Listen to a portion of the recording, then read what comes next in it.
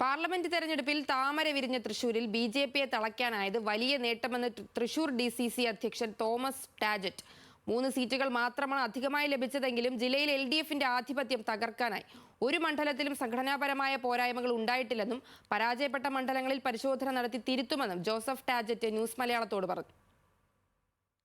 വലിയ വിജയം തന്നെ സംസ്ഥാനത്താകെ ഉണ്ടായി. തൃശ്ശൂരിലും അതിനുള്ള ആനുപാതികമായിട്ടുള്ള വിജയം ഉണ്ടായി എന്ന് പറയാം. പക്ഷേ ഒരു പച്ചത്തുരുത്തായി എൽ.ഡി.എഫിന് ഇപ്പോഴും തൃശ്ശൂർ അവശേഷിക്കുകയാണ്. എന്താണ് ശരിക്കും ആ തൃശ്ശൂരിൽ എൽ.ഡി.എഫിന് അങ്ങനെ നിലനിൽക്കാൻ കഴിയുന്നതിൻ്റെ ഒരു കാരണം എന്ന് കരുതുന്നു? ഞങ്ങൾ കൃത്യമായ മുന്നൊരുക്കങ്ങൾ ഞങ്ങൾ നടത്തിയിട്ടുണ്ടായിരുന്നു. പ്രത്യേകിച്ച് SIRും അതുപോലെ തന്നെ വോട്ടർ പട്ടികയിൽ പേര് ചേർക്കുന്ന പ്രോസസ്സൊക്കെ ഞങ്ങൾക്ക് നാമമാത്രമായ വോട്ടിനാണ് 3 നിയോജകമണ്ഡലങ്ങൾ നഷ്ടപ്പെട്ടത്. മണലൂരിൽ 126 വോട്ടാണ് കുറവ് വന്നത്. അതുപോലെ തന്നെ പുതുക്കാടും ഗുരുവായൂരും വലിയ മുന്നേറ്റമാണ് ഉണ്ടാക്കാൻ സാധിച്ചത്. ആ 3 സീറ്റുകൾ കൂടെയാണ് ഞങ്ങളുടെ പ്രതീക്ഷയിലുണ്ടായിരുന്നത്. ബാക്കിയുള്ളിടത്ത് ഞങ്ങൾ അത്ഭുതങ്ങൾ പ്രതീക്ഷിച്ചതിൽ കുന്നംകുളം നമുക്ക് AC മൊയ്തീനെ പോലെയുള്ള ഒരു വലിയ ആളെ നമുക്ക് 4000-ന് താഴേക്ക് പിടിച്ചു കെട്ടാൻ സാധിച്ചു എന്നുള്ളതാണ്. ഫലത്തിൽ ജില്ലയിൽ നോക്കിയാൽ പിന്നെ ഒരു വലിയ ആധിപത്യം ഉണ്ടായിരുന്ന LDFിൻ്റെ ആധിപത്യം മാറ്റിയെടുക്കാൻ UDFിന് സാധിച്ചു എന്നുള്ളതാണ്. അതോടൊപ്പം തന്നെ ഞങ്ങൾക്ക് മറ്റൊരു വലിയ സന്തോഷമുള്ളത് ഭാരതീയ ജനതാ പാർട്ടി സുരേഷ് ഗോപി MP-യെ തൃശ്ശൂരിൽ നിന്നാണ് ആദ്യമായിട്ട് അവർക്ക് MP-യെ ലഭിക്കുന്നത്. ആ സ്ഥലത്ത് BJP-യെ തളയ്ക്കാൻ സാധിച്ചു.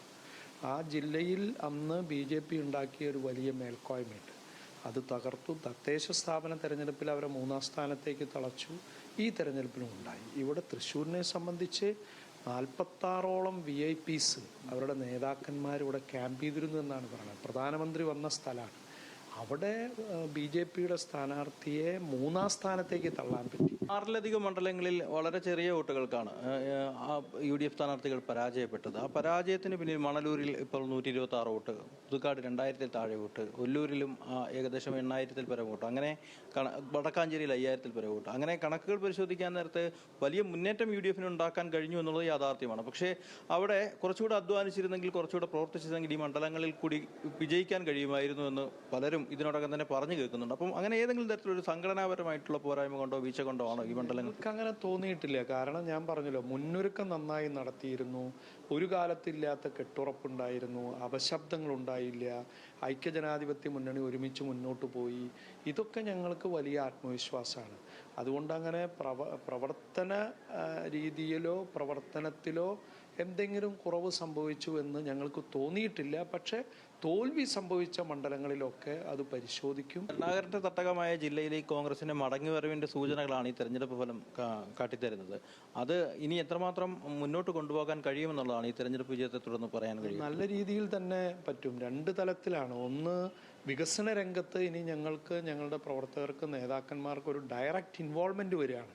അപ്പോൾ ജനങ്ങൾ എന്താഗ്രഹിക്കുന്നു അതിനനുസരിച്ച് മുന്നോട്ട് കൊണ്ടുപോകാൻ പിന്നെ ജനപ്രതിനിധികൾക്കും പാർട്ടിക്കും സാധിക്കുമെന്നുള്ളത് കൊണ്ട് തന്നെ ഞങ്ങൾക്കിപ്പോൾ നടത്തി വന്നിരുന്ന പ്രവർത്തനം വളരെ സുഗമമായി ജനങ്ങളുടെ ഇഷ്ടം മാനിച്ചുകൊണ്ട് മുന്നോട്ട് പോകാൻ സാധിക്കുമെന്നുള്ളത് തന്നെയാണ്. എന്നാലും വലിയ ആത്മവിശ്വാസത്തിലും സന്തോഷത്തിലുമാണ് ജില്ലയിലെ UDF നേതൃത്വം, കോൺഗ്രസ് നേതൃത്വം. ഇതുവരെ കെട്ടിപ്പടുത്ത ജോലികൾക്കെല്ലാം ഫലമുണ്ടായി ഈ തെരഞ്ഞെടുപ്പിൽ നിന്ന് തന്നെയാണ് അവർ കരുതുന്നത്. കൂടുതൽ മെച്ചപ്പെടുത്തി സംഘടനാപരമായും രാഷ്ട്രീയപരമായും മുന്നോട്ട് പോകാൻ ജില്ലയിൽ സാധിക്കുമെന്ന് തന്നെയാണ് DCC അധ്യക്ഷൻ നമ്മളോട് സംസാരിക്കുന്നത്. രാഹുൽ സുദേവിനൊപ്പം ലെവിൻ കെ വിജയൻ, ന്യൂസ് മലയാളം, തൃശൂർ.